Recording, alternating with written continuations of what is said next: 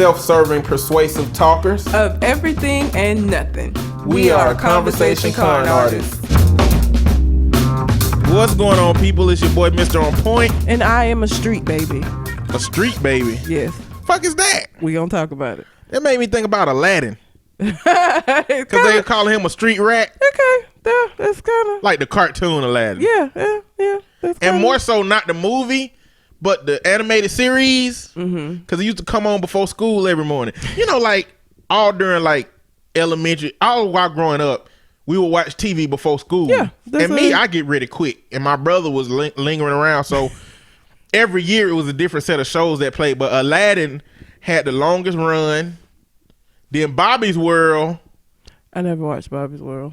It was weird. It was one of them shows where you like, when you grown, like, why did I watch that? What did I even get out of that? What was Howie Mandel? I don't know. I don't even know. He was one of the creators of some other show. And then Mighty Max. That was a weird show. Anyway. I'm a street baby. Also known as Calamity Red. Also known as Calamity Red. Yes. All right. Well, look. You can find me on Twitter and Instagram at Mr. MISTER_on point. And I could be found at Red_Calamity. Also, we are still doing the listener letter portion of the show. So if you have a question you would like for us to answer on the show, you can send it into our Gmail account, which is conversationconartist@gmail.com. Or you can find us on Facebook at Conversation Con Artist. But I believe we're going to start talking about Black Panther. We is. Now, last week, spoilers. I said we're going to give you a couple of weeks to talk about Black Panther, even though I did let you know that if you hadn't seen Black Panther yet and you want to, fuck you. You ain't shit. You know, I understand adult life, responsibilities, family, all that shit, but it's don't change that I can feel that way about you. That's my prerogative. I got freedom of speech and thought. So we're going to talk about it. But one is going to be a spoiler alert at the very beginning of the podcast, letting you know what number to skip to. So if you got to this point right here, skip it. Go to that number. Skip it. Go back to the beginning. Find out where to go in the podcast, and then go there, because this is finna be spoiler free. Full. Not free. Spoiler full. Because we're gonna be talking about some stuff. Yeah. So Black Panther, on a scale of 0 to 10, 0 being I wouldn't wipe my ass with this movie because I don't want to do my ass like that. 10 being, this is some of the best shit I have ever committed to my memory in my life visually. Where is Black Panther for you? A 15. A 15. It went over and above. I was so... First of all, I was kind of scared because I was so fucking hyped for this movie. And, you know, sometimes you get yourself so hyped up and then you get in there and you be like, the fuck is this? But that did not happen. As hype as I have been since the announcement of this movie, I feel like they came through. And I was not disappointed at all. I was scared that I might be, but I wasn't. I wasn't disappointed in the movie. I wasn't disappointed in the soundtrack. I listened to that fucking soundtrack as soon as it came out, right up until the movie, and still listened to it after. I think Kendrick Lamar did a really good job as far as the soundtrack was concerned. But the movie was fucking amazing. 15. 15. Yes. So people who do that shit don't follow rules. No. Who go over to what the fucking range is. I'm not a rule follower. I'm gonna give it a 10. Just for the sake of, I'm a Marvel head in the sense that I've been following Marvel intently ever since the cinematic universe started. Mm-hmm. Now, I wish I could have been a kid that was reading all of these comics when I was little. I don't wish that, because we probably, no offense to the comic book folks, I hate watching movies with comic book people because they feel a need to point out all the shit that's different. And it's like, bitch, watch the movie. Just hush. Well, you know, the thing is, I like the fact, well, I hate that I couldn't read superhero comics in general. I don't mean just Black Panther, but I was poor. And not only that, but there was nowhere in my hometown where we were going to be able to buy comics. Online shit had not taken off. If you did not have a physical site to buy things from, and when you're from somewhere like Lynette, Alabama, you don't have a shop. I don't even think it was one in the nearby cities close to us that we could shop at. You know, so even if I did read the comics, it wouldn't have been no weekly get the number 1 through 50 type shit anyway, because we didn't really go out of town a lot. My mama worked third shift, so she slept mostly during the day, you know. And not only did she sleep during the day, but she slept after we got out of school. So she get off of work, do all her day shit while we at school. So me and my brother, most of our lives consisted of our mama sleeping. So we end up having to be self-sufficient because she was up during third shift, up while we were at school, and went to sleep. She was asleep by the time we got out of school. So we come home and do whatever. So it wasn't a situation where I could keep up with it. But considering that, I'm going back to look at the history of some of these characters and things of that nature. So I do consider myself a Marvel head. The most important thing about Black Panther to me is there's about 18 movies that has led up to the importance of what Wakanda is in the Marvel Cinematic Universe. Now, if you didn't know, April 27th, Marvel Avengers Infinity War is about to come out. So Wakanda is a very important part of that.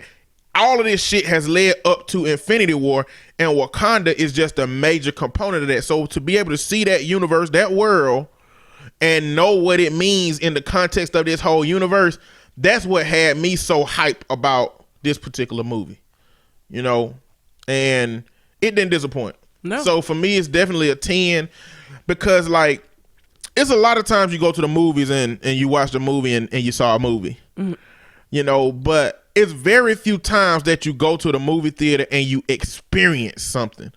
Like, to me, this was an experience. This wasn't a movie. And I guess because it's so deeply intertwined with black culture, it's so deeply intertwined with black history, it praises that with which our ancestors came from, you know, because there's posts on Facebook that show all of the different African tribes that they got a lot of the influence from in this movie. And a lot of those looks, they all come from different tribes, but it's kind of praising those dynamics of our ancestry, you know. And not only that, but, and we'll start talking about this, the dynamic of the movie being Black Panther versus Killmonger brought out an important dynamic that we have in America when it comes to African versus African American. Yes. And that was like the main thing that I not one of the main takeaways, but one of the main things I wanted to talk about was who Eric Killmonger was and kind of what he represented. Because he is like how African Americans, I feel, are. You know, he didn't have his father was from Wakanda, but he wasn't. He knew of it, had never been there, had no ties to it really. And he spent his entire life being impacted by that fact. He was impacted by some other stuff Wakanda, but he was impacted by knowing where he came from, but not having a connection to it at all, and feeling like that had a negative impact on him, which it did. And not only that, but like, I feel like the mark that he had in his lip, for him, that's what our brown skin is for us. Yeah. It was a little physical, aesthetic representation of where you came from without truly knowing what it is. So without truly knowing what it's like. So the lip thing. So like, I guess that's something you're just born with if you come from Wakanda? I don't think so. You think his daddy put that in his lip? Yeah, because he said explicitly, I gave you something I gave you a key. I think he said, I gave you a key to where I'm from. Even though I'm afraid you'll never see it. Was he talking about the lip thing though? That gotta be the lip. That's the only thing that's the only reason they let him in to Wakanda. That's the only reason. I guess. Well, no, he got there because he was with the white man, but I don't think that. I mean, the people who at the gate that said, "Who the fuck are you?" Oh yeah, I believe they let him in because of that. I guess that's what I think. I don't think they would have let my black ass that. in. Like if I walked up, hey y'all, they would have shish kebabbed my ass out there. They got spears. I guess that's not the same as having the mark in your lip, but he had the necklace because that's how T'Challa recognized who he was or who he was possibly. So the necklace is level 2. Like the lip shit is level 1. The lip shit let you in at the gate. The necklace let your ass challenge. You know what I'm saying? Like you can't pull the necklace out day 1. Yeah. Well, again, he saw the necklace from a distance. It was like, what the fuck? How he get this? Or not the neck. I think it was the ring. The ring at the end of the necklace. But yeah, I was wondering about that. Like, did he tattoo that into his kid's lip? Like, okay. So it was a tattoo. They're tattoos then. I would assume so. Okay. I bet that hurt like a bitch. I bet it did. But I do like that dynamic. Yeah, and I mean, I like that Killmonger is not, he the bad guy, but he a bad guy that you understand why he bad. He ain't bad just cause for shits and giggles, you know what I'm saying? Like a relatable villain. He was a very relatable villain. And you kind of felt like he was an asshole, but you kind of felt bad for him. And I feel like you feel bad for him in a way. We understand him a lot more because we are like him as far as having an idea of where we come from, but having no attachment to it because we're so far removed from it that we're out of place now. We kind of don't have a place or feeling like we don't have a place. And I think that was a large part of where his anger came from. He felt like he was kind of abandoned by them, which he was. He absolutely was. And the thing is, like, he was so heavily impacted by oppression, and not only his oppression, but the oppression that he saw his people experiencing around the globe. And those were his people. I think that because he was born, I feel like Wakanda, they were very self-contained. Like they were aware of things that were going on, but outside of Lupita, it didn't seem like their main goal was self-preservation. Like their space. Killmonger felt like all of the people that he encountered that were being oppressed, he felt some kind of a connection to, or he felt more of a connection to them than he did to the place where he actually was from. I think the crazy thing about it is Lupita and Killmonger, Lupita's character, I keep saying, I can't remember what her name was. The African names. Killmonger is easy to remember, but and T'Challa, they had the same vision. They did. They had the same issue. Yep. The exact same issue they both had. You know, she could have been a Dora. She could have chosen to be a Dora and stayed on Wakanda and only left when, she left with whoever the king was at the time. But she decided to go out and do what she could individually to help oppressed people. Another dynamic that was played in this movie that is it's blatant and subtle, but the scoff set tradition, they have people that in that movie that are intent on tradition, like M'Baku, his character and his tribe, the Jabari, were intent on not living off of that technology and valuing the tradition that comes along with Wakanda, with him scoffing at Shuri, who didn't give a fuck about tradition at all, So that's another dynamic that was played. But I'm going to ask you an unfair question. I'm going to see what kind of response you got for it. Black Panther's Eric Killmonger versus the Dark Knight's Joker, Heath Ledger. Michael B. Jordan's Killmonger versus the Dark Knight Joker. Arguably, to me, as far as superhero movies go, the best acted villains from my perspective. Oh, okay. Which one edges out for you? I don't know if you even care about Dark Knight like that, but this is a question that came up for me. I'm gonna have to go with Joker. Only because Heath Ledger played the fuck out of that role. Like, he died for that shit. He died. I mean, he really did. Like, he got so entwined in that role. Like, it was creepy how good he was and how believable as Joker he was. Not that Michael B. Jordan didn't do a good job, but like anytime I think villain now, Heath Ledger's Joker is who I who I go to, because he just did he played the shit out of that part. He was creepy as fuck.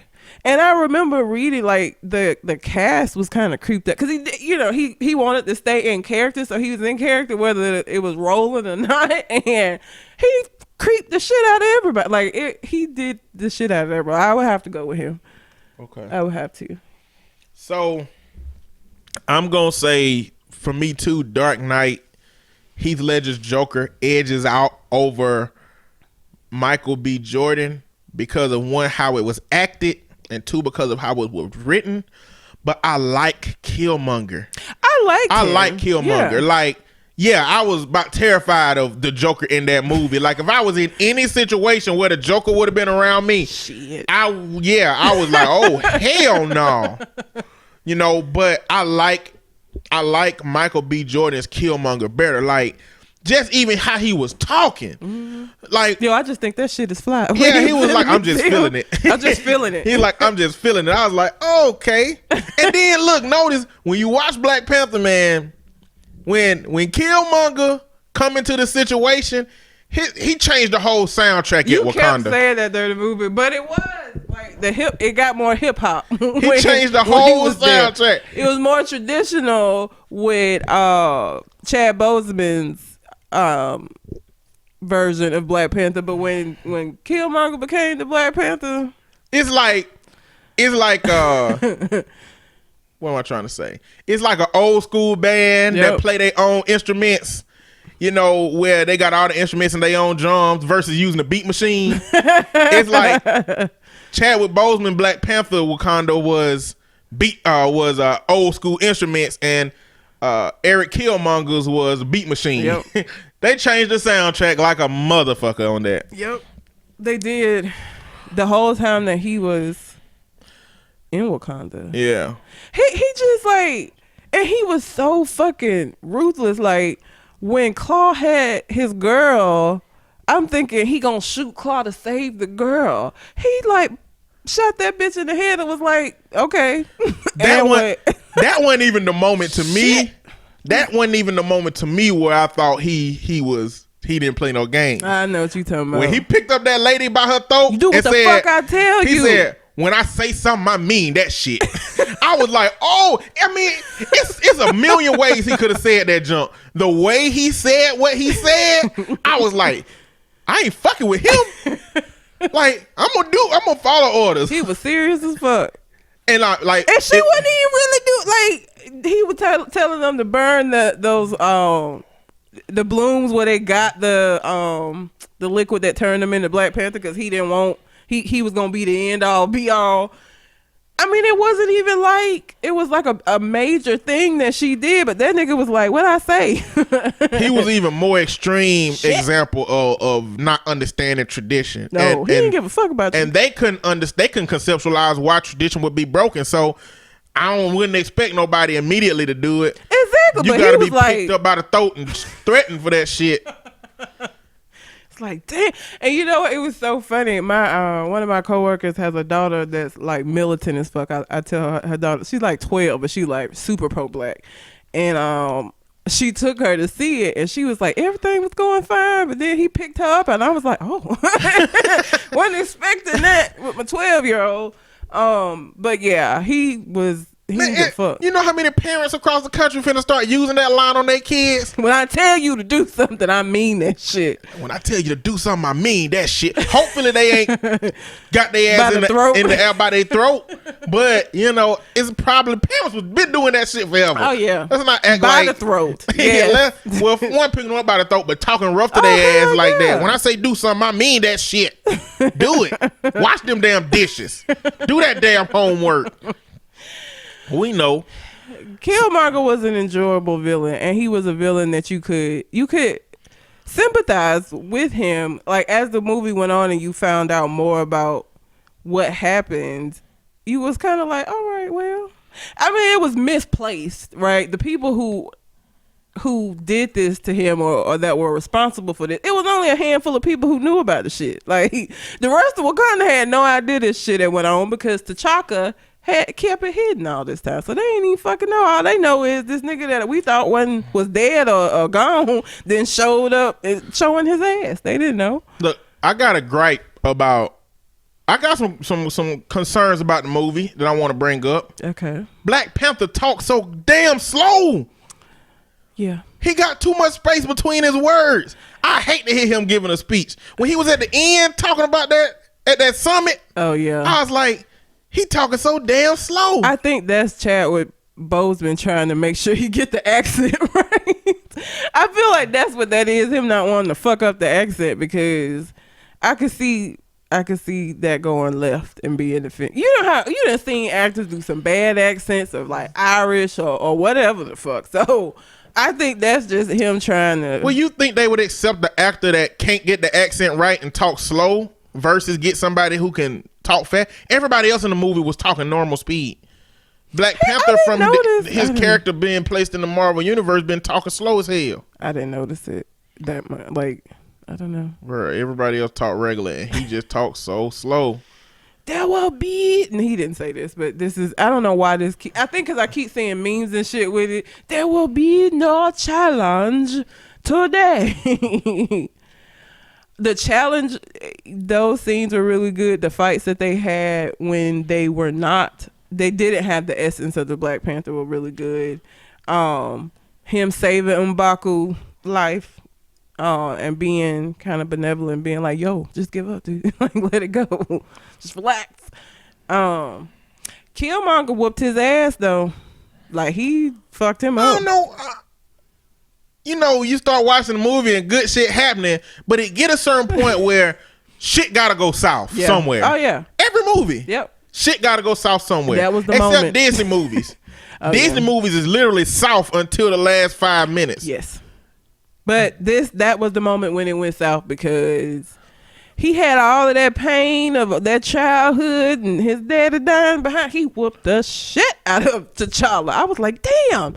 And he threw that nigga over that waterfall. I was like, no. T'Challa was way too hyped thinking that he was finna win that battle. I don't know what that shit was about. I think he took for granted that he had beat M'Baku so easily, but That's you gotta what I'm saying. understand, Killmonger had a lot of anger behind that. Like that nigga. Not only that, he had training. His man had military training. He had military training. Like I don't know what the Jabari up there doing except barking like apes and shit, but he had training. Yeah. All them deaths he had on him. Oh yeah. And he just that anger that this was the moment he had been waiting for. He finna bring it, and T'Challa just was not prepared. He beat the shit out of him. So I'm gonna bring up another little observation. Forrest Whitaker man was like, I don't know why. I'm just saying. Listen, we all know Forrest Whitaker is a dialogue, okay? I was watching the Laugh Factory. They have they be putting clips on Facebook. It's a comedy club in California. Mm-hmm. And this dude said he did some Forrest Whitaker jokes. But he had a whole dialogue about Forrest Whitaker and he was like, I'm tired of seeing Forrest Whitaker have the same eye with new roles. Like, is he the same person in all these roles? Oh, you were the last king of Scotland yesterday, but now you the butler. He was like, I ain't never seen that nigga play a pirate. Like, why would he play? But I bring that up to say, listen, if you don't like me bringing up the aesthetic, let me see. Hold on. The aesthetic special components of a person's being. Oh my God. Then gotta be mad at everybody else making jokes about this man. But they had, I just wondered, so the actor that played young him, his eye was like that too. Mm-hmm. I just wonder what they put on the screening for that. Or did they just know, like, did they go to Google and put black actors with left fucked up eye and found him and said, we'll just go directly to him? Or did they have like a casting that say, hey, if one of your eyes is fucked up for this audition, it'll help? Or his eye might be perfectly fine. No, his eyes like that. That dude's eyes like that. Did you look him up? Yes. Okay. His eyes like that. So they knew enough about Forrest Whitaker eye. They didn't say that shit. Like, I wonder if Forrest ever bring that shit up.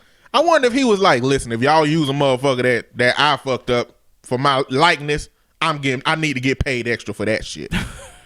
or maybe he didn't know. When he saw the movie, he said, they chose a nigga with an eye.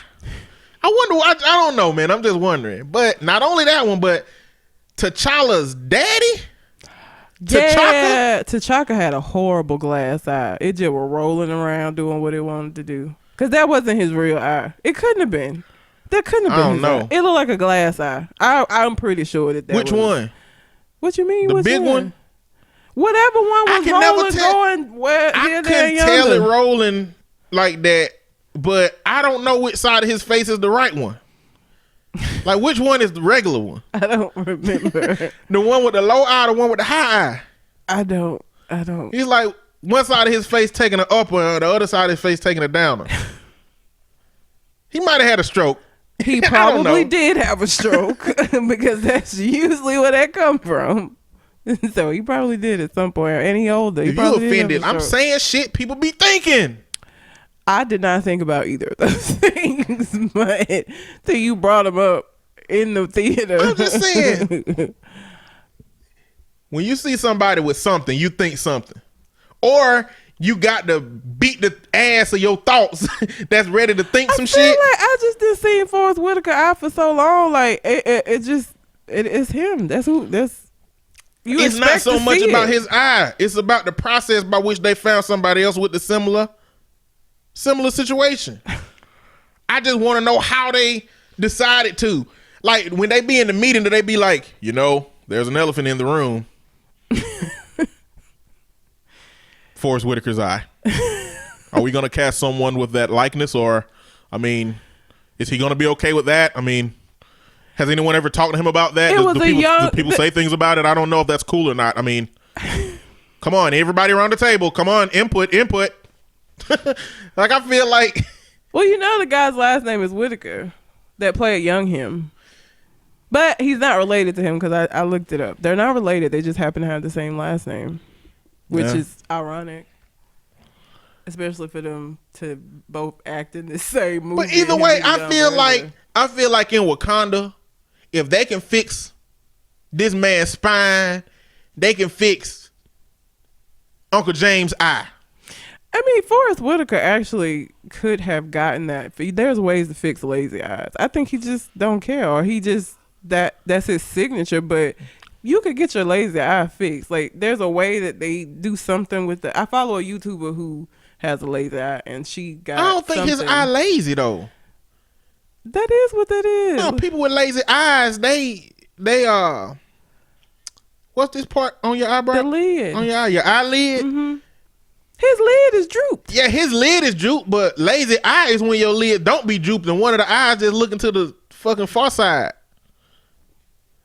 I think his eyes are normal. I just think whatever making his lid droop is just covering his eye. She called it a lazy eye, and her eye look like he is. It's the lid is drooped. His eye hard working. His lid is just lazy. He got a lazy lid, not a lazy eye. I can't. You be seeing how that eye be moving? Again, I just think I used to it. That's when is the first time I encountered Forrest Whitaker? Probably what was the movie about the transgender that was his girlfriend? No idea. Oh fuck, what's the name of that movie? I can't. I'll think of it. It's gonna come randomly. I like Forrest Whitaker though. He's a good actor. Like, he died, and then the guy was supposed to go let his girlfriend know, and then what is the name of that movie? Because like the big surprise of the movie was that it was a man, and he didn't know it until he got ready to have sex with her, and then saw the penis. That and was then a he Jerry threw Springer up. show. It was not. It's shit. Sound like a Jerry Springer situation. I can't. Except he didn't get saved by Jerry Springer show. I can't think of it. It ain't Jungle Fever. That's Wesley Snipes. Yeah. What the fuck is? I can't think of the name of that movie. They'll say it in the comments. Okay. I know people know what I'm talking about. So I'm just gonna mention a couple other things about this movie. We got black girl magic going on. All up and through there. And the fact that the Dora were as strong as they are, but were still submissive to the king, shows that, because black women have this stereotype that we just don't give a fuck and don't listen and are not able to follow the lead. And most of the people who make those arguments are motherfuckers that couldn't lead you to water. So I just like that they were able to be as strong as they were, but still be submissive and show that it's possible. I challenge that though. Things. I challenge that because you say submissive to the king, but Okoye whoever made the sure, role, whoever she made sure she said submissive to the throne. Yeah, because he told her ass to stay in that ship at the beginning. She came down and saved their ass. Well, she came down when she saw that she was needed. She didn't just come down anyway and be like, "Nah, fuck that, I'm going anyway." But generally speaking, from what you said, submissive just ain't a good word to me. I don't like that word. That because it's that word that men expect women to be so that they can be powerful by default. Well, that's the thing. That's why I like this movie, because it shows a different definition of that word. Because T'Challa was not one of those dudes. You know what I'm saying? Like, he wasn't one that felt like they, abusing this power or feeling like he just needed to tell the women what to do just because he a man and they women. You know what I'm saying? Like, so I feel like this was what submissive actually is.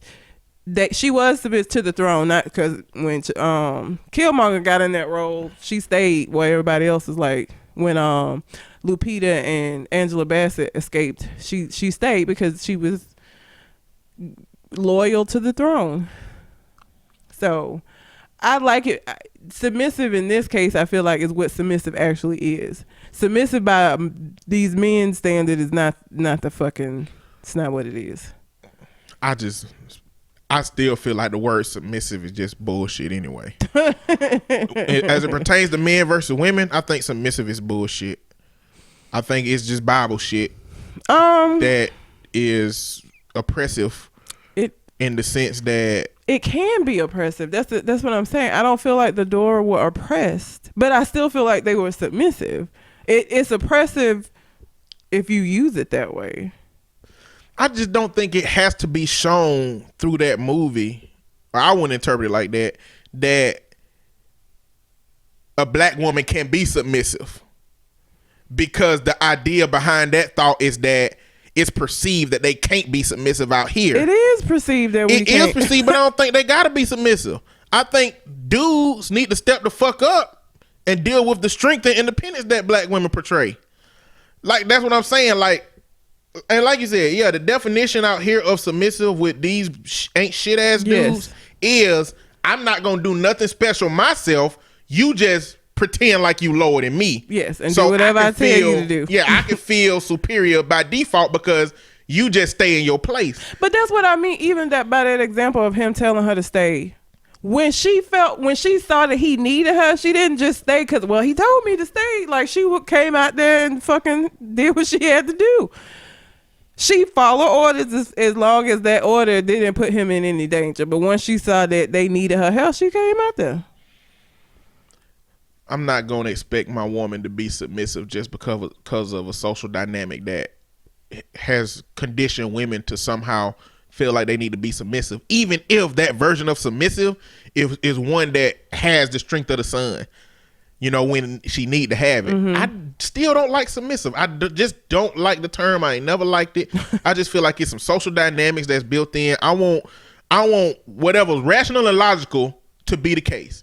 It's gonna be some times where I gotta be fucking submissive to her knowledge, and sometimes she gonna have to be submissive to my knowledge, if we want to use that word. But I just don't. Everybody done fuck that word up for me. If there is a positive way of experiencing that in our society as it pertains to the dynamic between men and women, everybody done fuck that up for me. So I don't want that.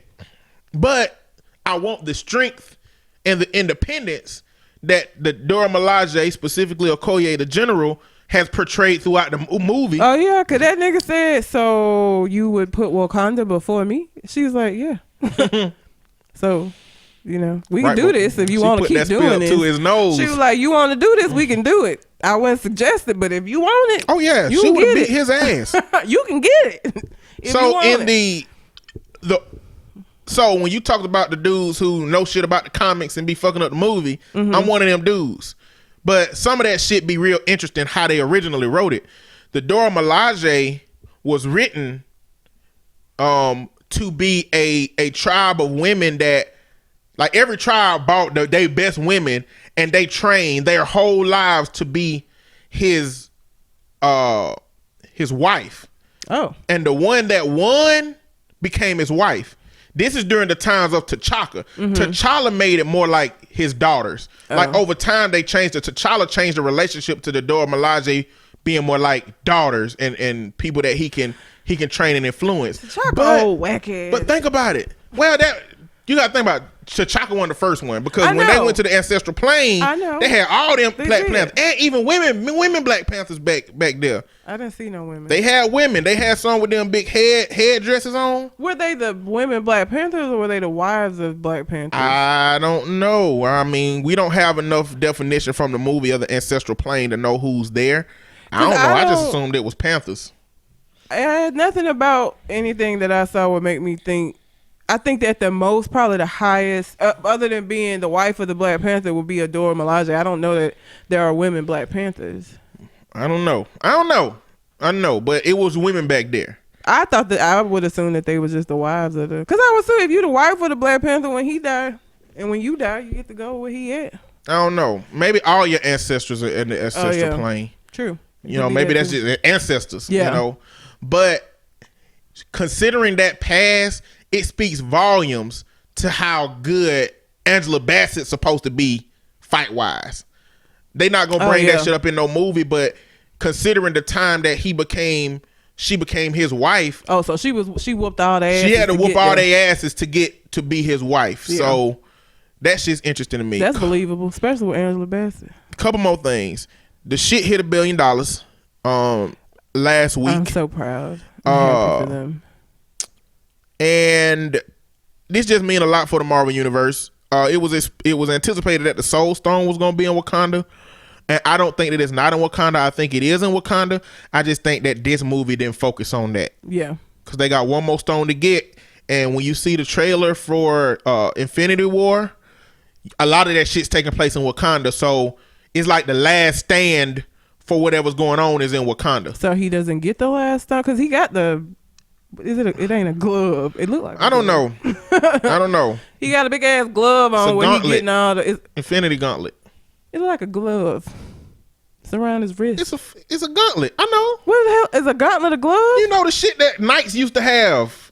It's a gauntlet. I thought a gauntlet was I don't know why I was thinking. I'm thinking a goblet. Thinking of a cup. She keep doing the cup gesture with her hand. I'm like, what the fuck are you doing? Like, you know how you hold a wine glass? I'm sitting here like, what the fuck you doing with your hand? You was thinking of goblet. Not gauntlet. Okay, I'm back. Cause I was like, it's a goblet. That's what I was thinking. Okay, yeah, Infinity Gauntlet. Put all stones on it, and you got the fucking ultimate power. And I don't know. I expect a lot of people to die in Infinity War. I hope a lot of people die. Because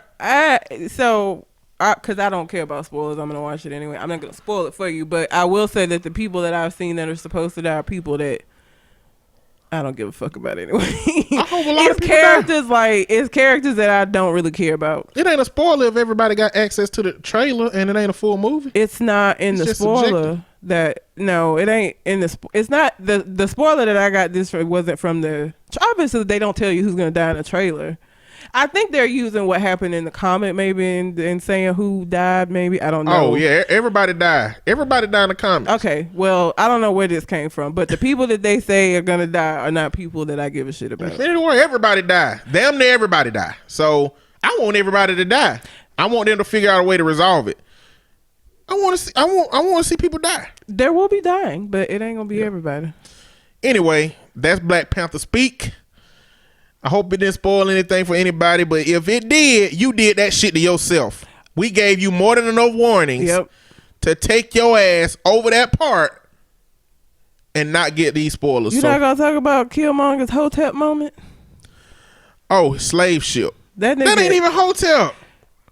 It's a little hotel-ish. That ain't hotel. To die behind, yes it is. No, I don't think that shit is hotel. That shit is real. I'd have been like, save me. So what we're talking about is that he got stabbed. T'Challa stabbed him with his spear, and he was like, we can save you. We'll get Shuri. And he was like, no. He was like, bury me in the sea with my ancestors, because they knew that it was better. Death was better than bondage. I was like, God damn. Like, okay. Yeah. Right. I don't think that was hotel. I'd have been like, yep, go get Shuri. But what the alternative was, we gonna save your life and put your ass in a cage for what you done your whole life. Like, what is that? I don't know that. I feel like, what you think they were gonna do? Show them the sunset every morning and hold hands? They wouldn't have, but I just don't think that T'Challa would have kept him locked up his whole life. I think it would have been kind of a situation with like how Thor and Loki is. Loki keep getting locked the fuck up, getting out, causing mischief, then he get locked the fuck up. I felt like it could have been like that. It wouldn't have been where he just stay locked up his whole fucking life. I'll tell you right now, if I'm ever in a situation in my life where somebody is gonna hold me in captivity and abuse me or whatever they would do to me, and I have an opportunity to just be dead without killing myself. But this wasn't that. I just don't think that he would have got abused. I think it would have been like Loki. He would have been locked up. Like Loki. And I think he would have got out like Loki.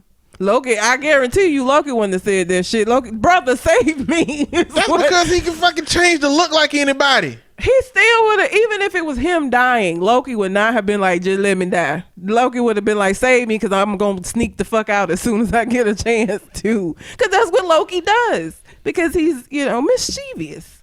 But I was like, damn, he gonna just die. All right. I think it was the right move. I would have been like, go on, save for me. the character. I don't. No, think it was the right but move that's for just the movie. How he just that line was. I was just like, well, damn. That's what he been talking about the whole time.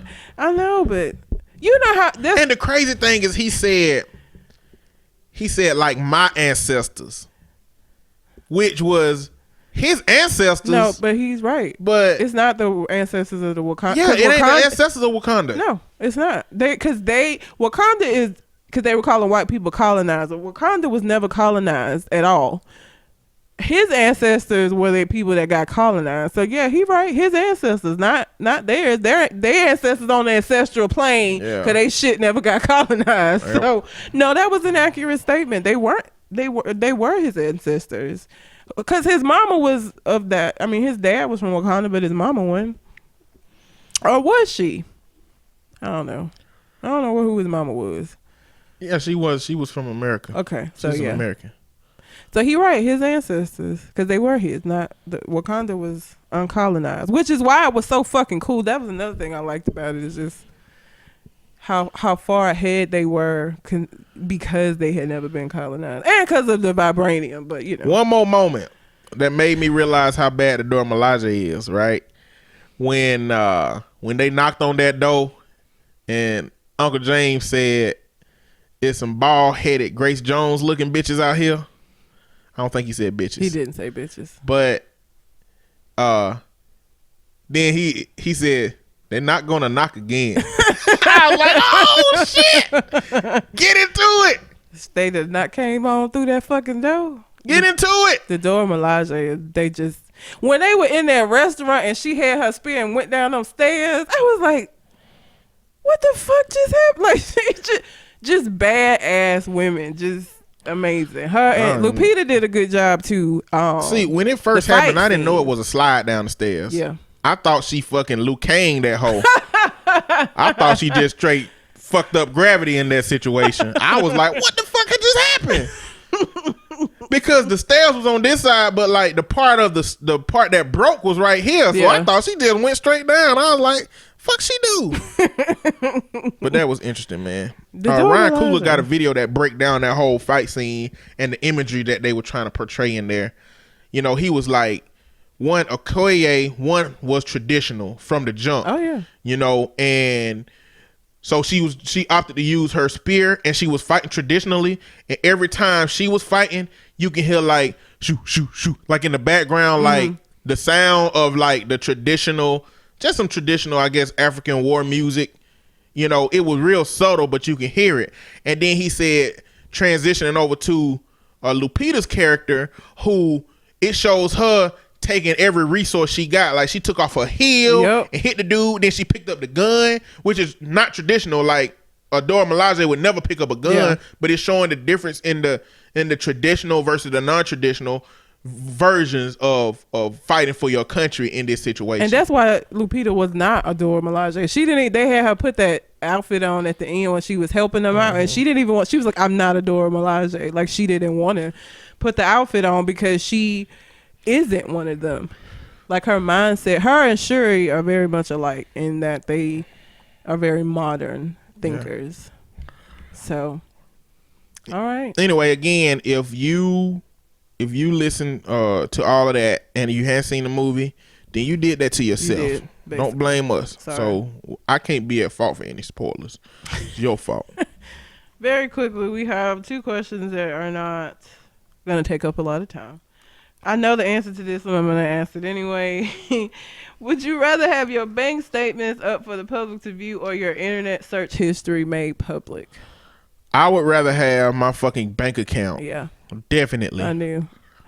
Yep. I don't really care either way. Everybody know. I mean, my bank account, you just gonna know I'm broke. And my search history, the only thing about my search history that would be worrying is that I Google a lot of stuff that I like pegging. I Googled that because I didn't know what it was, and that was somebody had asked me about it on a dating website. Or I Google a lot of weird shit. So like that, it's nothing that's too crazy, but it is. People would kind of be like, the fuck was she Googling that for? So my Google searches can seem oddly specific and referencing myself because I look up a lot of shit trying to help my clients on the fly. So I put shit in like, how do I beat a gun charge?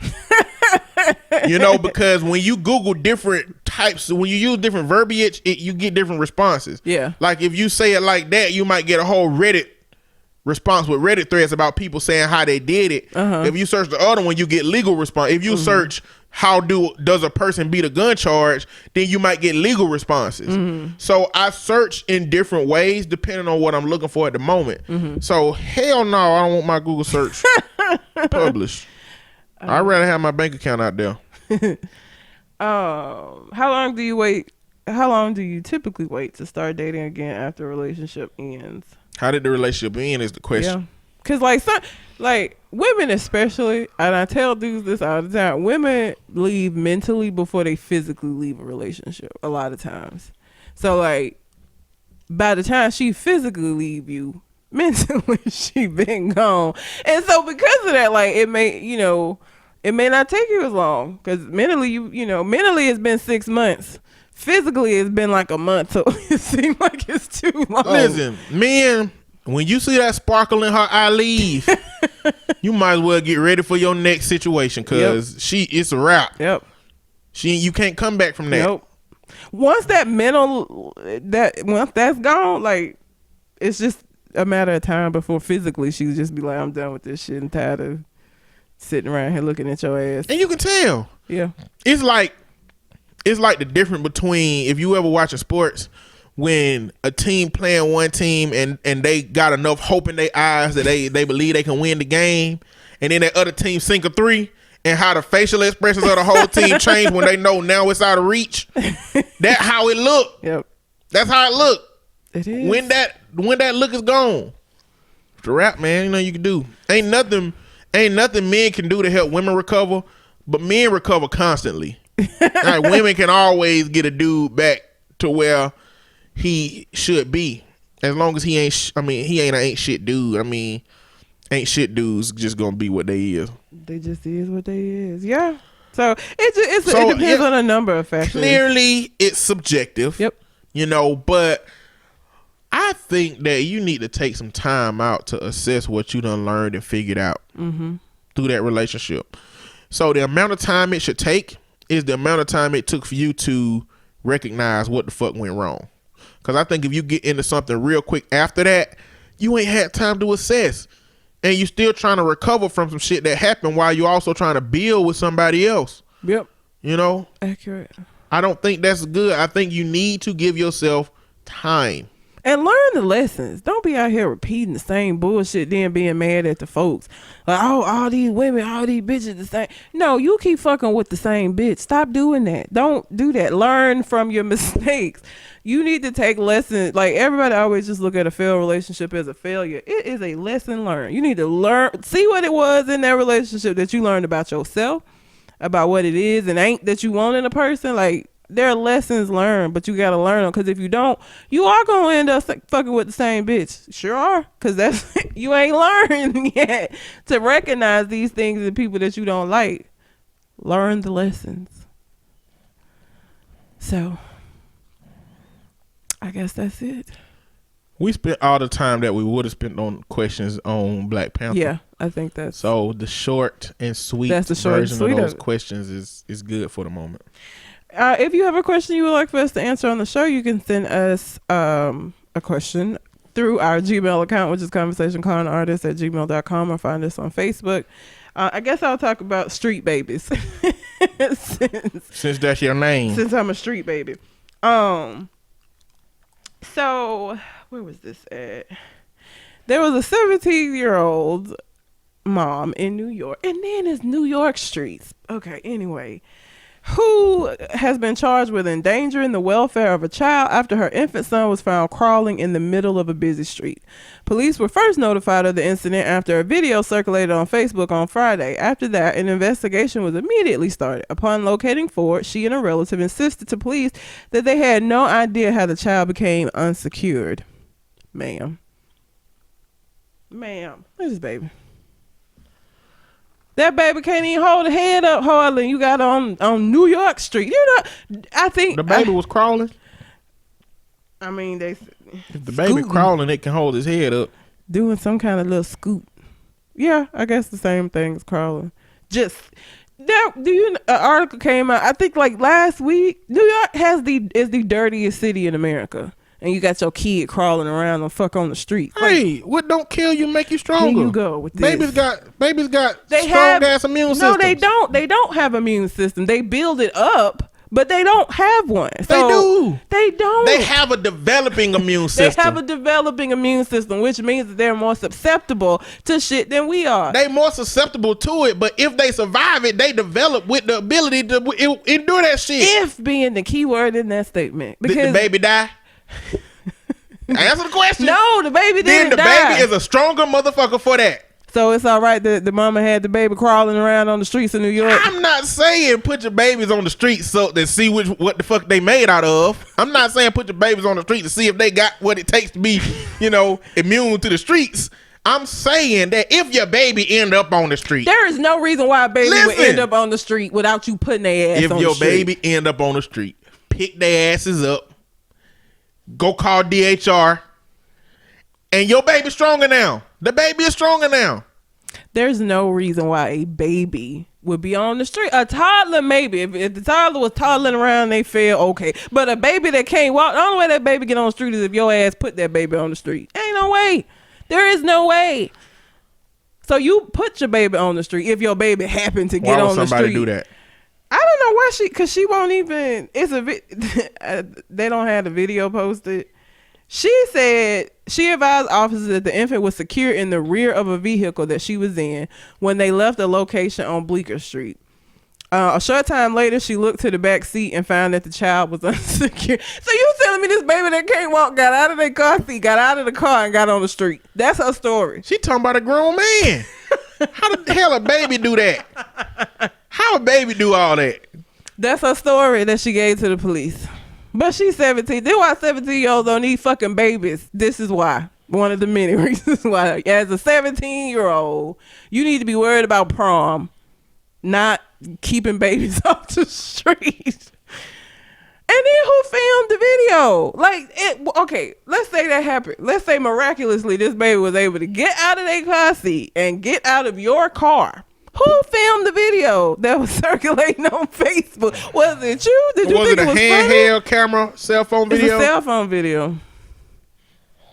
Guess somebody who can't get to the baby. Well, I guess somebody, probably what happened is it got circulated on Facebook. Somebody that lives in New York contacted authorities.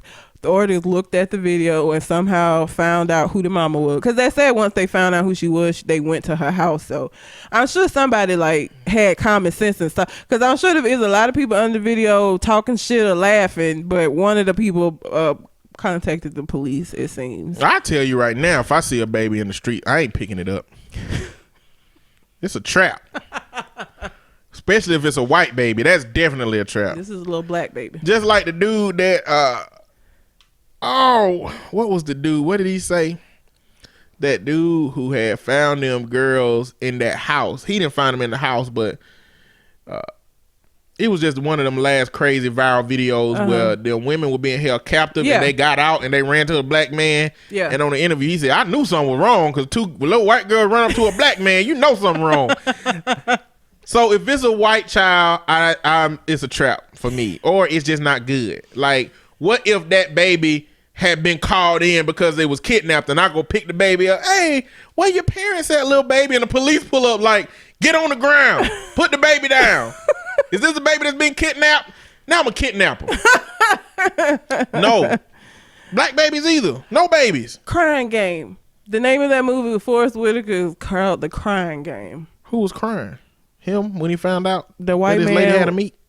Cause he threw up like he had been kissing her and like wooing her and I forgot what happened.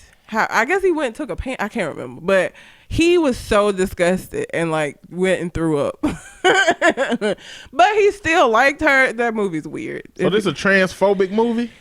It's not a transphobic movie, but like if you don't know, if you're expecting a vagina and you go down there and it's a penis and you know that you've been kissing all on this, you might be a little disgusted by that because that wasn't your intent. You thought this was a girl the whole time. I don't think that's phobic. That's just like, the fuck is this? Phobic would be if he knew and was like harassing her, being mean. He didn't know. He thought she was a girl the whole time. And Forrest Whitaker dated her. Is it actually played by a woman? Nope. It's a man. I can see that it's a man from this cover. Jason. He was also in Stargate. I don't know if you've ever seen Stargate. He played the god Ra on Stargate. But yeah, it's a man. And the I will say, especially like back then, because the surprise, nobody knew up until that point in the movie that this was a man. So like the audience found out with him, and so that was like the big talk about The Crying Game at the time that it came out, was that, oh shit, it was a man. She was a man this whole time. I can see a lot of scenes where this looked like a woman. Mm-hmm. And she like sang in a bar, and jawline ain't strong enough. He's a very, his name is Jay something. He's a very... Jay Davidson. Yeah. A very, what is it? He's not gender neutral. What is it called when people... Oh, what the fuck? I can't remember shit today. Androgynous. Androgynous. He is a very androgynous man. And so, yeah. But The Crying Game, that's what it was. Because Forrest Whitaker got killed, and... the white man promised him that he would go tell his girlfriend. And then when he found a girlfriend, he like started falling for her. And Forrest Whitaker didn't say nothing about it being the two. So like he met her and like thought she was nice, and they started hanging out, and he found out like... I can't really say nothing right now that's not gonna sound horrible on my end. I can't. Crying Game. That's a part of me want to talk about how deep relationships are with people and how you can have conflicted feelings. Like you see that shit on Jerry Springer where people say I'm a man and people get mad, but a lot of them be all right with it. Like, well, you know, I love you. Well, he still liked her. That's what I'm saying. He was very conflict. Like even after he found out, he just didn't know what the fuck to do. I think he slapped her ass too. He may have punched her. And that's what I'm saying. That's what I'm saying. Like, how if a meat flop out, we got a situation. I'm gonna let you know right now. Especially if it's bigger than mine. See, now we got a real big situation.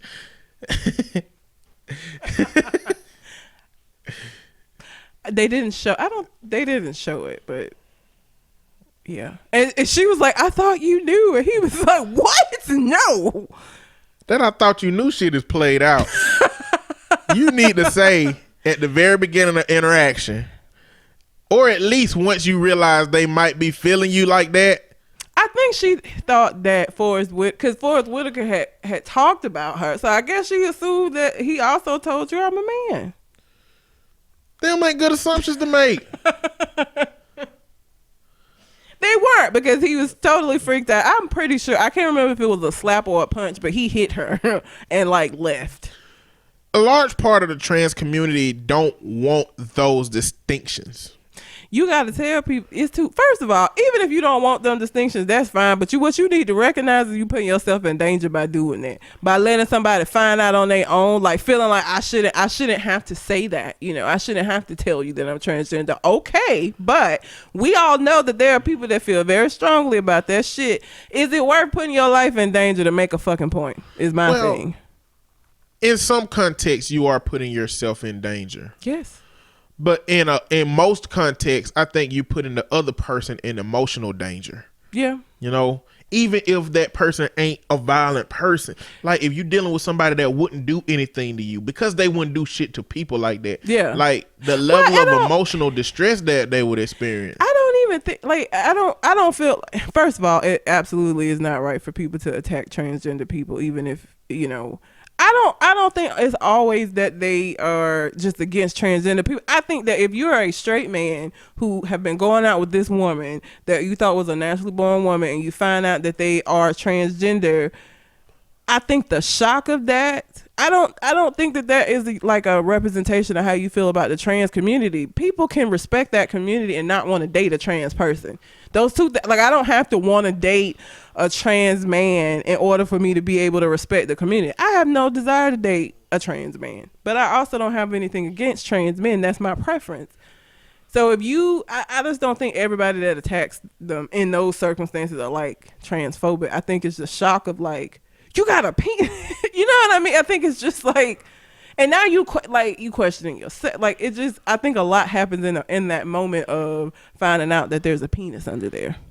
But I still think that you have to have a level of internal rage that exists already to hit somebody like that for that reason. You don't have to have a whole thing against the trans community, but either you a person that will hit a motherfucker or you're not. Oh, well, I don't think, like, if you're not a person that's gonna hit a motherfucker, I don't think that should be something that causes you to hit them. You gotta understand, like, for straight men and like just massage, because like I feel like for a woman, if I was going out with this dude and found out he used to be a woman, I'm gonna be mad, but I'm not gonna like. But I also am not gonna feel like my femininity is in question because of it. But I feel like straight men in that moment are gonna feel some type of, you know what I'm saying? Like, society has y'all where y'all are like hyper masculine, and so you didn't fell for a dude. That's the same man. That's the same men that be mad when they have a painful shit because they ass been stretched more than they ever been. There are people that get upset about that. Yeah. We had a whole conversation about dudes that don't even wipe their ass because they feel like getting close to their ass is gay. That's stupid. So imagine when they have a painful shit, which those exist, which is based on diet, which when that shit happen, I start crying before I even get done. I be like, no, Lord Jesus, not today. I'll eat right, I promise. Just let me get through this. I don't know. We got here because of Crying Game. This is my fault. You the one brought that up, yeah? I just remember the name of the movie, and because I know everybody gonna be like Crying Game but I remembered. I couldn't. It wasn't there at the moment. But what is your next story? Danny Starr, Fam in the Morning. I don't know about this show. I know somebody on my Facebook from this area.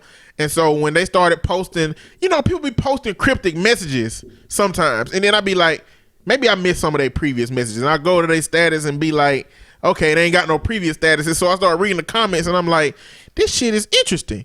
So there's a show called Fam in the Morning that goes on, I think, somewhere around Massachusetts with this dude named Quicksilver and this woman named Danny Starr, and it's another guy.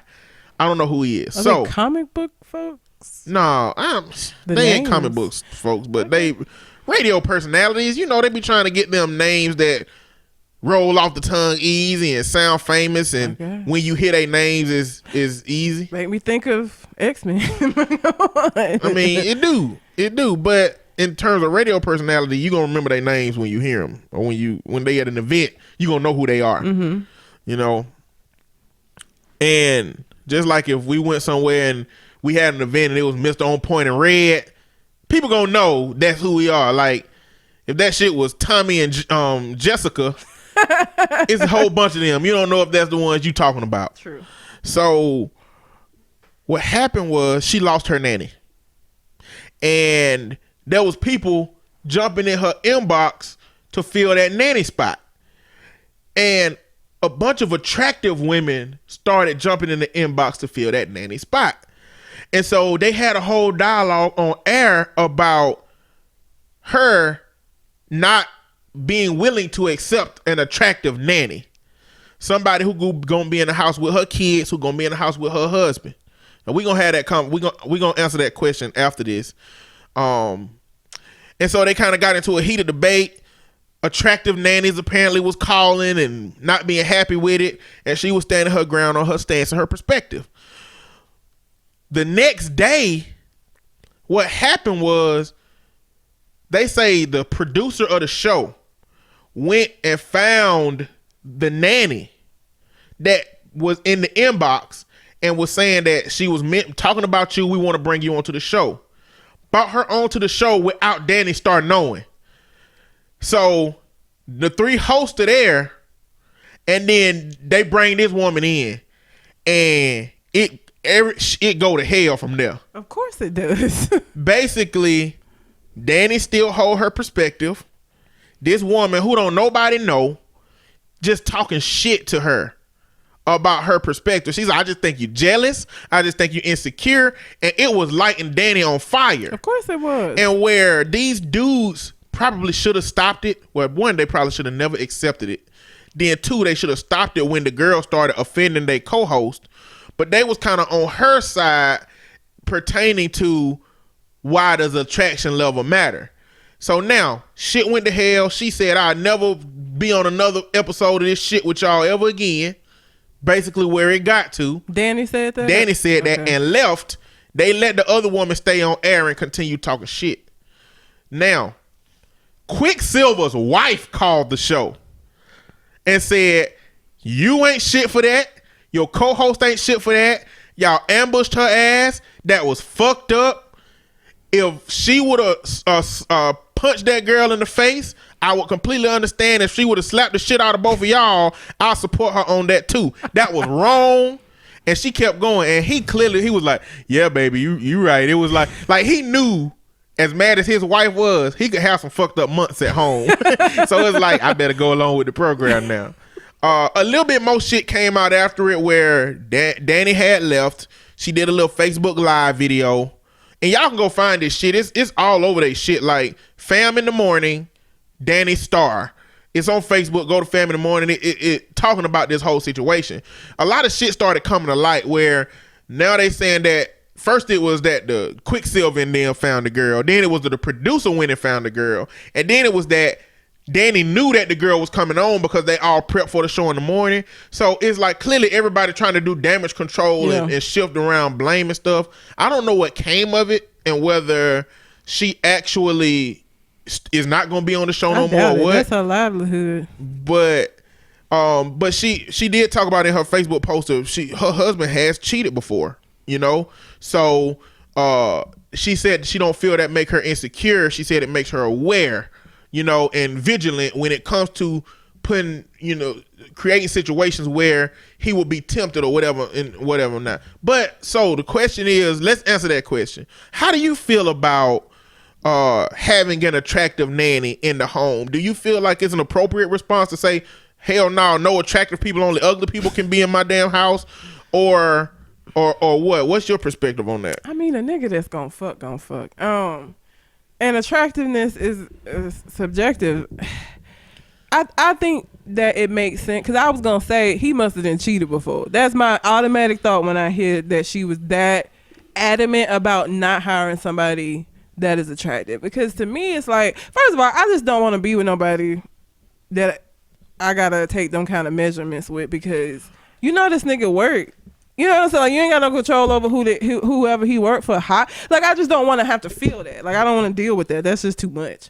So I get her wanting to save her marriage and stay, and they got kids obviously if they have a nanny, but I wouldn't want to be in no situation like that. I don't know that. I guess maybe you would lower the odds if it's somebody that ain't as attractive. But like, if your husband is a cheater, any woman that he spent a lot of time with and a nanny there is pretty regularly, it's possible for him to have sex with her. So you in a long-term relationship, you married, y'all got some kids, y'all got a nanny that take care of the home. It's gonna be times when you with the nanny yourself. Sometimes the kids with the nanny herself. And then sometimes your husband gonna be along with the nanny himself. Does that matter? Is that something you're gonna look at? Like, if you got some Halle Berry looking nannies out there, do you think that's gonna be in your visuals in terms of, damn, she fucking look too good for this role? Like, I don't know if I want her to do it. Like, do you think that would be in your mindset, or do you think that like you just be focusing on how she gonna be able to take care of your household? My kids would be my main. Like, if she gonna be a shit ass nanny, you know what I'm saying? Like,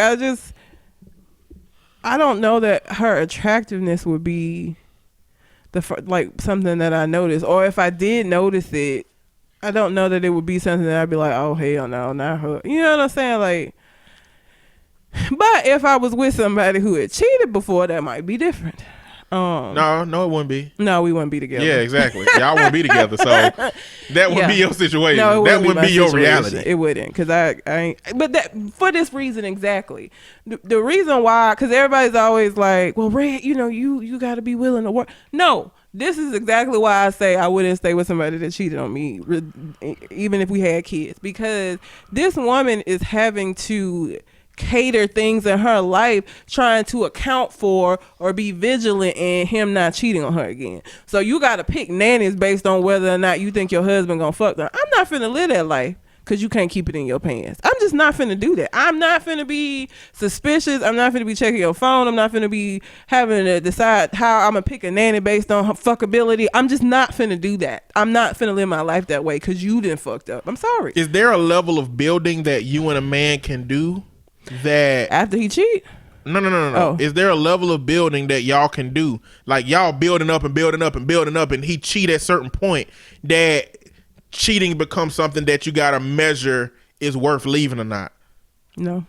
So at the beginning of your relationships, you need to tell a nigga, I don't give a fuck what we got. I don't care if we got 10 kids. I don't care if we done built the bank account. I don't care if you providing a life for me that I can't sustain on my own. What I'm not gonna deal with is cheating. I'm out, one and done. And it's because I have been cheated on, and I have become the let me check his phone. That shit don't feel good. It doesn't. I don't want to be that person, and so I just and I know that I'm not going to trust you again. I don't want to be with somebody that I can't trust. And I don't feel like it's my responsibility to fix shit now. You fucked up.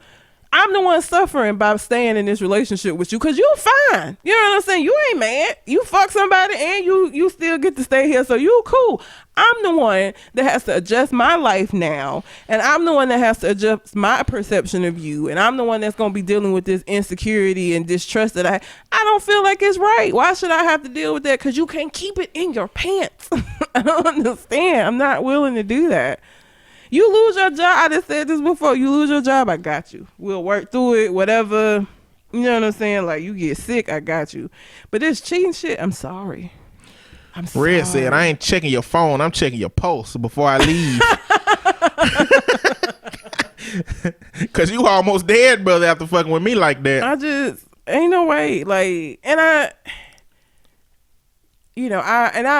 think people think that I haven't considered, like, if we had kids, how that would impact the kids and all of those things. But living in I'm just gonna be honest. I know how I am, and the attitude and the tension that would be in that household would not be healthy for the kids. It wouldn't. Two parents is not how you raise healthy kids. No. Two healthy parents are how you raise healthy kids. Yep. If you got one healthy parent and one unhealthy parent, that's a problem. If you got one healthy parent, that's good. So one healthy parent versus two parents that are moderately unhealthy, that's not a good situation. No. This shit is about quality, not quantity. And a lot of people, they make a big deal about two-parent household. Mm-hmm. The only thing two-parent household help mostly is a income. Yep, financially, finances are usually. There's a lot more shit to consider when trying to build a positive a child from scratch. But in the relationship that I would be in and the marriage that I would be in, I just don't think that I would be like, oh, she too pretty. You know what I'm saying? And I don't want to. Because I feel like that speaks to a level of distrust. You don't trust your husband around this woman for whatever reason it is. You don't trust him enough to think that he could let her do her job and let her go the fuck home when it's time for her to go home without being some bullshit. And I mean, media don't help this because Jude Law fucked his nanny. I think Ben Affleck fucked his nanny. like women know this shit could happen and that it's possible. Like even famous bitches, niggas. Arnold Schwarzenegger. Oh, he made a baby with his and kept the baby hidden and shit. So that don't help. You know, you got to bring up the dialogue. If you ask a woman, would you be okay with a Halle Berry? Well, would the husband be okay with a Morris Chestnut walking around? Whew, that'd be great. That'd be real great. Do Idris Elba do stuff with his shirt off? Is he swole? Yeah. He's nicely built. He ain't like buff, but he's definitely considering his age. Is it in his 40s? 40s ain't bad. It is, but it's look 40s is about peak. Not for everybody. I'm just saying, if you're the person that has a body, that is decent. I think when you get into your 40s, that's when it start declining. But at about 39, 40, that's what men and women be at their peak. He's mid. He's nicely built. Like a nanny wouldn't need to walk around with their shirt off at no point though. But men don't have to walk around with their shirt off for women to swoon over them. Oh no, it's just fine because men don't swoon over women dressed like nuns. So for men, they do kind of need to be a little bit skimpy for men to get to that point. Now need is a strong word because fully clothed women done got raped. You know, so I ain't saying that exclusively, but for the context of what we talking about. Now I will check a bitch though if I come home and you got on some shit you don't feel like is appropriate. The fuck you thought you was going? You over here getting spit up on and you got on this fucking cocktail dress. We need to have a conversation. Like, now that I will do because I don't know where you thought you was going. Like, I got, this an infant. He spit up on me this morning. I had to change. You didn't came over. But I do think men got more shit to worry about when it comes to that situation where it's a man being a nanny for their woman and their kids, because they could easily be a rapist. Oh yeah, they can easily be a pedophile. They can easily be stuff that people who do that assert themselves in those positions so that they have access to a vulnerable population. There's less male nannies though. I wouldn't hire a male nanny. I just wouldn't. I would not be comfortable with some strange man around my kids. I just wouldn't. Sorry. And I don't think I'd be comfortable with some strange man around my woman or my kids. So I think it's some different considerations when you talk about our society that comes to play. But no, they was wrong as fuck for that. They should be ashamed of themselves. Vanessa Carlton. Walking my way downtown, walking fast. I don't know the rest of it. Faces passing them homebound. So Vanessa Carlton is mainly known for that song, and a lot of it, especially I would say in the black community, is because of white chicks. Because Terry Crews' character was like, they thought that they were gonna turn him off by having him play that in the car, and he was like, I love this song, and then he started singing the song. Anyhow, National Women's Day was this past week, and Chris Brown posted a clip of Vanessa Carlton's video for that song, which is called 1,000 Miles. Hold on. So, in that video, somehow, she's riding down the interstate on a piano. Yes.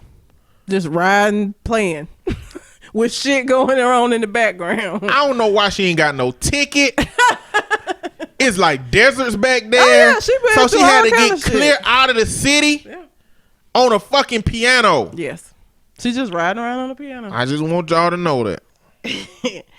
So he posted a clip of the video. Now, let me just say that again, I think Vanessa Carlton is still making music, but I don't know none of the new music. I'm just gonna be honest. Like 1,000 Miles is the main thing that I know her for. She had another song that was pretty popular, but 1,000 Miles is kind of it.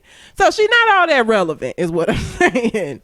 So Chris Brown posted this video. He didn't say nothing, no bullshit. You know, he was I think he was posting a lot of people, women, artists, and he liked the song. She decided it was a good idea for her to respond to him just randomly posting this video in this way. This is what she said. Today, Chris Brown posted my video. I am now being repeatedly tagged to his account. Being that today is International Women's Day, I feel compelled to draw a line. I support survivors, not perpetrators of domestic violence. I do not want to be associated with an artist that has assaulted women on a day like today. Thank you. # International Women's Day. Now, did Chris Brown beat Rihanna's ass? Yes. Had he had some other incidents where he hit a bitch with a phone? Absolutely. Does that have shit to do with him like randomly posting your video? No. Like, I just don't feel like it was necessary for her to do that. Like, it just ain't necessary, Vanessa. So she just basically went up and slapped the pit bull because it was barking a little bit. Yeah. She shouldn't have did that shit. Well, now I will say that Chris Brown responded very maturely, especially for him. His response was, he added her too. He said, I posted a song that was and still is a great song, and the artist felt she was doing her duty as a woman to continue to spread this kind of hatred today. I won't keep it up long. I just hope she knows she is loved and her song is great. That was his response. I don't think, considering what Chris Brown has done, I think people supposed to think that Chris Brown is 86th. I don't think people understand that Chris Brown is here and his fans are very adamant supporters of him and his bullshit. So that leads us to Vanessa having to take down her account because his fans came for that throat. They got in her ass. Like Chris Brown got like whatever a Bayhive is called, he got one of them. He does. It's just Rihanna's that is called the Navy. I don't know what Chris Brown's is. I don't know if he's giving them a name. I don't think it don't have a name because it's still, his past is still tied to a positive portrayal of people that follow him. Mm-hmm. They just in the shadows waiting for your ass to talk shit.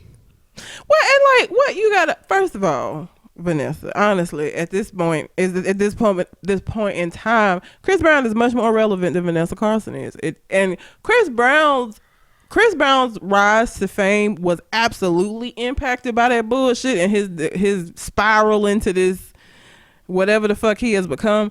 But it impacted it. It did not stop it. Chris Brown is still very successful. He's just not as successful, I feel like, as he would have been had that shit not happened. Because he had like Sprite campaign. The Sprite pulled that shit when that, like, he had other stuff going on because he was kind of the golden boy. He was cute. He could sing. He could dance his ass off. People loved him. Parents loved him. It was cool. Then this happened. And so it did impact his star power. It did not completely snuff it out though, and so he still has fans and shit, and it just was unnecessary. If it had been me and Chris Brown and I was an artist and he posted my video and I felt he's he a woman beater whatever, I'd have just kept it moving. Like, you felt a need to post this whole fucking thing. Like, we don't know Chris Brown has beat a bitch ass before. We know, everybody knows this. Have you heard Jamie Foxx Chris Brown story? No. you gotta have to listen to Jamie Foxx tell it, but he basically said that. And Jamie Foxx stories always start off with a component of jealousy, like who is this nigga think he is, you know? And so he was basically saying he was at a party and everybody was talking about this new dancing dude, Chris Brown, and you know, Jamie Foxx don't dance like that, but he dance enough to you know, challenge, you know, somebody when people hyping him up and stuff like that. And so he was like, this dude just dancing and stuff. And Jamie Foxx said, I come up there and I be like, he got loud, like, man, who is you out here dancing and shit? And he cleared the flow. He said, Chris Brown. He said, no lie, Chris Brown, from where he was at, jumped 12 feet in the air, did a backward flip, and landed in the same space, the exact same space where he jumped from, looking me in my face. He said, I bowed down to my knees. Like, Jamie Foxx is a good storyteller, but he got some stories, man, about T.I., Kanye, Jay-Z. He got stories about fucking everybody damn near. Lord. But that shit was funny, man. Chris Brown, like, But listen, I still don't want this to feel like praising Chris Brown. Well, no. I don't give a fuck about Chris Brown, but I need to know when, and this is a dialogue I've been having internally, when it comes to people who have taken ownership of what they've done, when people have paid the prices that they're supposed to pay for what they've done, then as defined by society, you know, especially somebody like Chris Brown, he dealt with his legal shit. Yep. He's admitted that he did it. He took ownership of it. Louis C.K., he admitted what he did. He took ownership of it. He acknowledged that it was fucked up. When people pay the price for what they do, at what point can they redeem themselves? Because this woman who Chris Brown just posted a song that probably gonna bring her a lot more traffic than it have lately. Yep. She said, one, I don't want you posting my shit. I don't want you listening to my shit. I don't support you. And for you to do this shit on International Women's Day is disrespectful. Like, at what point can somebody redeem themselves? And the thing about it, whoever Vanessa, and this is the thing, it's so subjective. Whoever Vanessa Carlton's favorite motherfucker in the world is, if he do some shit like Chris Brown did, she gon' forgive him. Yep. Louis C.K., whoever loved Louis C.K. and they favorite people, they gonna forgive him. I feel like a Chris Brown is expendable for somebody like a Vanessa Carlton. Well, but she is expendable to his fans. They got in, like I said, she had to take her profiles down. I want to know, how bad do it really get? Because when people disable their profile, is it because the notifications on your phone been getting ridiculous? Or just turn the notice off on your phone? Or is it because the depth of the shit that they saying fucking up your self-esteem so bad that the best thing you can do is disconnect completely? I can imagine that it was probably the latter and not the former. Bro, when black folks come for you, they come for you. They come for you, and it's creative. It ain't gotta be racist. Like, I feel like when white people come for you exclusively, it's generally gonna get to racism. Yes. But black people been taking a fucking, however old you are, that's how many years crash course of roasting people you've taken in your life. Whether you are the kind of person that would do it or the kind of person that wouldn't do it. Yeah. Oh, 1,000 miles interstate piano riding face ass. Like, I feel like a whole Twitter feed of that shit was going on. I'm sure it was. And she wasn't trying to hear it. Or people, like I said, I'm not gonna sit up here and act like I'm a Vanessa Carlton fan, so I don't really know other than 1,000 Miles, and she had another song that was popular. I just can't think of it at the moment.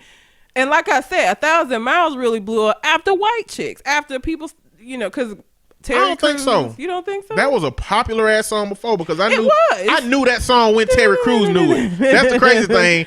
I knew that song when Terry Crews sang it on White Chicks. I knew the song then. It was a very popular song. It that kind of shit would definitely blow up in the black community. Yeah. And because of something like White Chicks. A lot of black people that don't listen to like pop music, like what Vanessa Carlton makes, only know who you are and that song because of White Chicks, because they would not have heard it otherwise.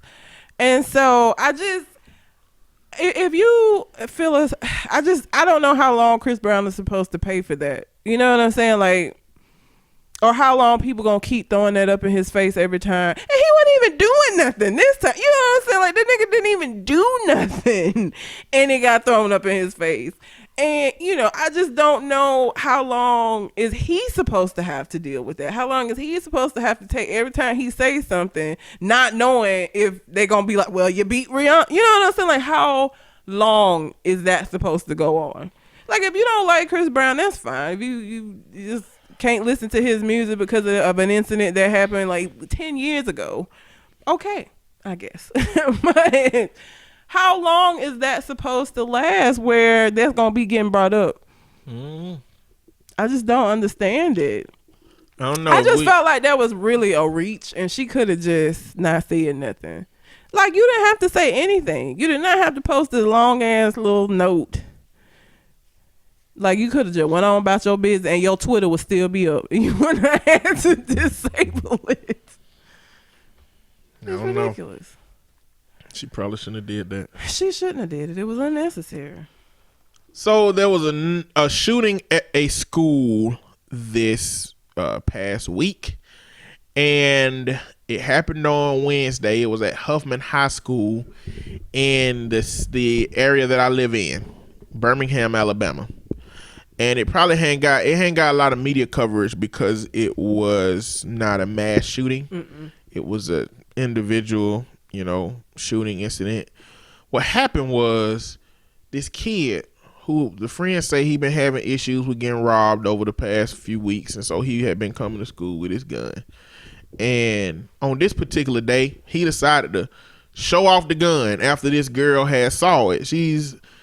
It's reported that she asked him why he got his gun at school, and he pulled it out to show her, and he shot her by accident. And a few minutes later, he went to go put the gun back into his pants, and then he shot himself by accident. Now, that tells a particular part of the story. One, it tells the story of him not having trigger discipline. If you don't fool with guns, you never put your finger around the trigger unless you're ready to shoot it. You keep your finger straight ahead, locked away from the trigger until you're ready to shoot it. So this man pulled his gun out by putting his finger around the trigger, and then he put it back by putting his finger around the trigger, indicating that he has no training about these guns. And because of that, a girl lost her life. Yep. And because I'm in the community, because I'm a therapist, they had a community response for the shooting. And so they asked everybody that could be there to come. And I ended up in the classroom that her CNA program was. I mean, this group of girls, they were like family in this situation. Out of 65 classrooms that I could randomly be assigned to, I was assigned to one. And, I don't necessarily believe in coincidences to that degree. Hold on, let me say that. I'm saying that wrong. I believe in coincidences to a high degree. But this one, it showed me some things that I never would have seen otherwise. It helped me learn some things I never would have seen otherwise. So a part of me is this coincidence intersects with the universe. You know what I'm saying? It taught me some shit. Because what we did was we sat there and heard all the stories regarding that girl, that her teacher, who is a nurse, and these group of girls, because they follow each other they've been together for 3 years, and she was finna graduate in May and go to college. And we talked to a teacher that he said fuck that dude, and he told us about an interaction that he had with the guy. He was like, because I asked him, I said, when everybody found out who the dude that shot, was it a surprise or was it expected? Mm-hmm. Because, and I was asking because, is this a kid that's timid and viewed as weak and perceived in a way where it was probably understood why he bought a gun to school, or was this an ego-filled, prideful ass dude who just feel like he been challenged out here, so he want to bring a weapon to school to protect himself. And the teacher was like, I had an interaction with him, previously this year. He said, so when I first saw this dude, when I first met this dude, he was helping teachers in the library move books. He didn't have to be doing that. He was helping them move books. My next interaction with him was he was outside of my classroom with several kids. The bell rung and they were still standing there. Mm-hmm. And I was like, hey fellas, let's get to class. He wasn't saying it in no rude way. He said two of the dudes started going to class. He said, fellas, wrap it up, let's go. And the other two dudes left and he was still just standing there looking at them. And so he got in their face. They got in each other's face. He was like, what's the problem? All I'm asking you to do is what you're supposed to do, which is go to class. He said the dude went from 0 to 100 real quick. Started threatening them and cussing them out and calling them names. And he said, I'm going to tell you like this. I don't believe no threat that a kid ever give me at a school.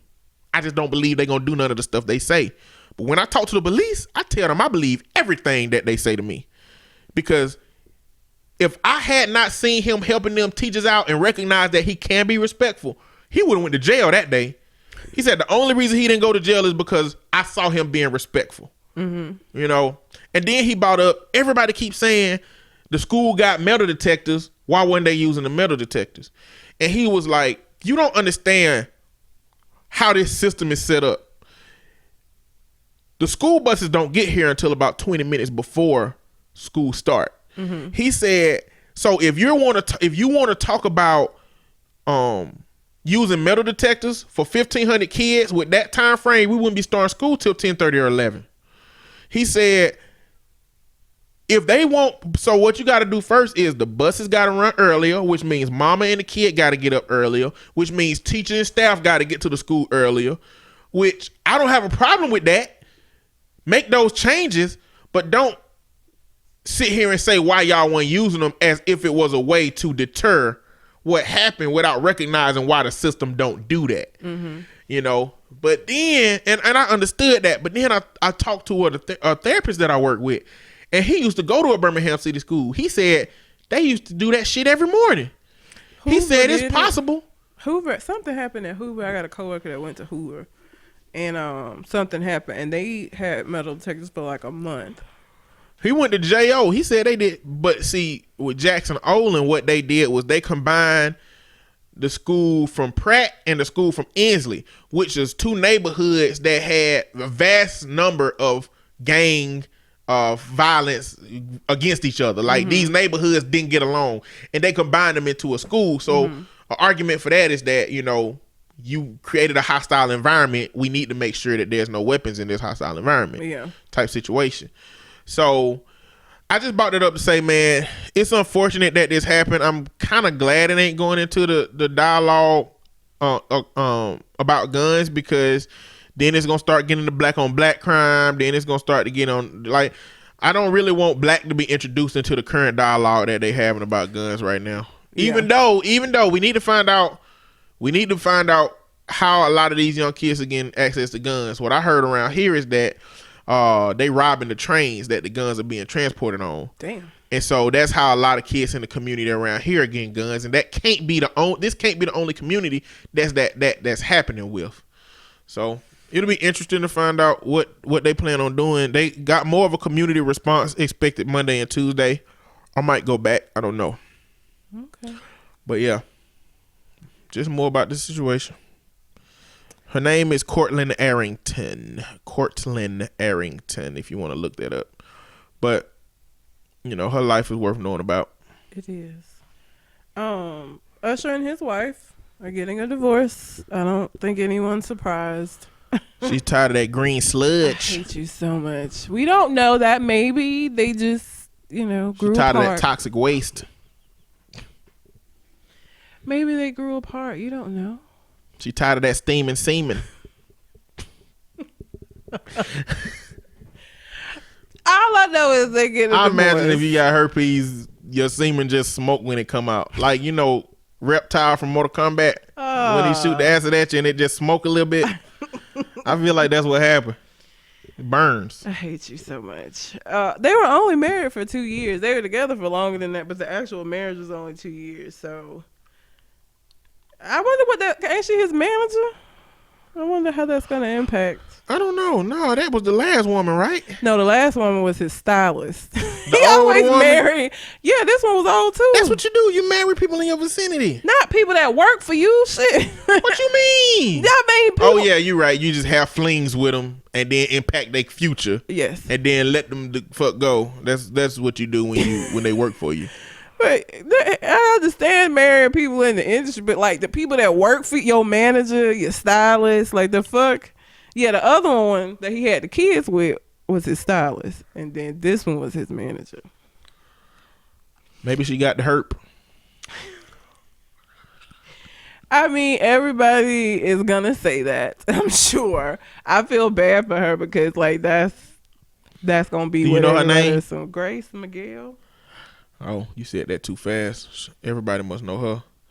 No, I just know it from the story. Oh, she can rebrand herself. Oh, She can, after a year of laying low, she can come out and nobody gonna remember that was Usher girlfriend. you're right, cause I didn't know her before him, and I didn't know her name. I mean, I know the name because I'm looking at the article, but I didn't know her before they got together. So Let's see what she look like. she's pretty. She's older though. He like older women. He got mommy issues. He got mommy issues. You know his mama didn't like the first one. Grace Miguel. Mm-hmm. She Latino? She looked, I don't know. You can see all her teeth when she smile. You know some people like that. Yeah. At least she ain't got dolphin teeth like Beyonce. I hate Beyonce teeth. She got dolphin She teeth. got less to brush. She can use less toothpaste. And she save a lot of money on toothpaste. She used the little short toothbrushes. I bet her dental work is easy as hell. Sure. She got little dolphin teeth. I don't know, but yeah, so they're calling it quits. Of course, everybody, I mean, even the Shade Room's title was Usher and wife Grace Miguel call it quits amid herpes lawsuits. Is that even still going on? Yeah, of course. They weren't settled? No. The heavyset girl that I was surprised that he was supposedly had like brought up on stage, she like said that Grace owe her an apology. Which I don't know why you would feel like his wife owe you an apology, but okay, girl. She was filing a lawsuit because she was exposed to it. And that basically means if I walk past the person on the street that got herpes, I'm exposed to it. I mean, Usher had his clothes on and everything. She was trying to sue because she was on the stage with him and he got herpes. I mean, people was making it sound like he was slapping her in the face with his meat or something. You know, but she just was trying to get money. Get some money out the situation. Get money. That's it. That's all I had to say about that. I just wanted to mention it. What else I got? Trump shit. Just fuck him. I was just gonna talk about what's going on now on the news. It's so many things. Gun dialogue died down. It did a lot on news. They like not covering that shit no more. And this is what happened with the news. You know, that's it ain't what a happened with surprise. every shooting. That's the cycle. Well, it's got to be the cycle. Like new shit constantly happening, especially in this administration. So two things going on right now is this porn star shit with Donald Trump, which I don't give a fuck about. I don't support Donald Trump, you know, as who he is and the policies that he have. I support him vicariously through being an American citizen that want our country to thrive somehow. You know, I don't want the fucking plane to go down with me on it just because I don't fuck with the captain, you know. So, but Donald Trump been living a celebrity life for damn near 60-something years. Mm-hmm. And I expected him to have some shit in the closet like this. I expected to be a lot more. I'm sure that there is. I mean, it's got to be. I don't know why people so up in arms about that in itself. I was just finna say. The reason that people should be up in arms with it is because a lot of evangelicals are continuing to support Donald Trump, even though they talk so deeply about family values and shit. That ain't nothing new. Like, and then the second part is, the biggest part is that if they pay her hush money, the lawyer is saying that oh, I paid that out of my pocket. Which, if that's the case, that is an ethical violation under the context of probably many professions. And they trying to figure out where that money came from, and they finding out that Michael Cohen, which is the lawyer, sent this correspondence to her from a eattrump.org email account. Like, it can't be this many idiots. Yeah. It's just really frustrating me. And then North Korea, shit. Apparently he's agreed to meet with Kim Jong-un. And South Korea supposedly set this up. South Korea announced that the American president and Kim Jong-un was going to meet.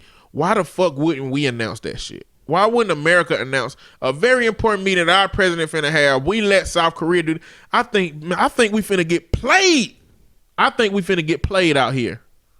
What you mean?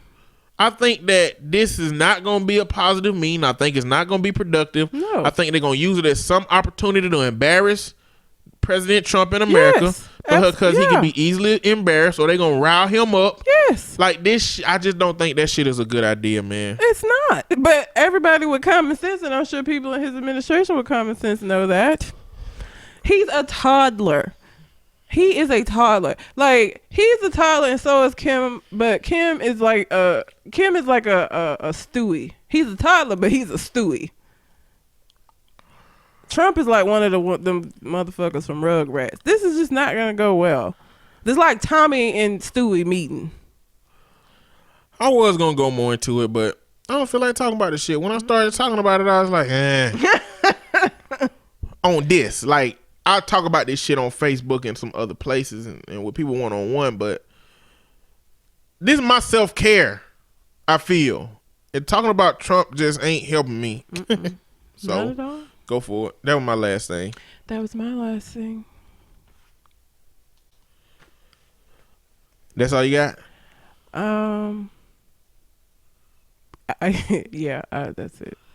All right. Well, anything else on your mind? Anything else? I had a client that got shot and came to class anyway. After they got shot? Yeah. 50-something years old, still trying to be a dope boy. I said, oh, okay. He must have got shot in the toe or some shit. In his own. He had a cast on. Still proud and doing dumb shit. That's what dumb people do. Dumb shit, right? True. I'm not implying that your client is dumb. No, he is. But he ain't smart. He is. Talking about some, man, they call me out here slipping. Okay. He's only in one of my classes. Like, I'm not doing any one-on-one with him because it would be a waste. He's only doing this because of a charge, an unrelated charge to the shooting. So damn. He taking anger management. Whatever. Well, until we come to the next conversation, we out. Holla.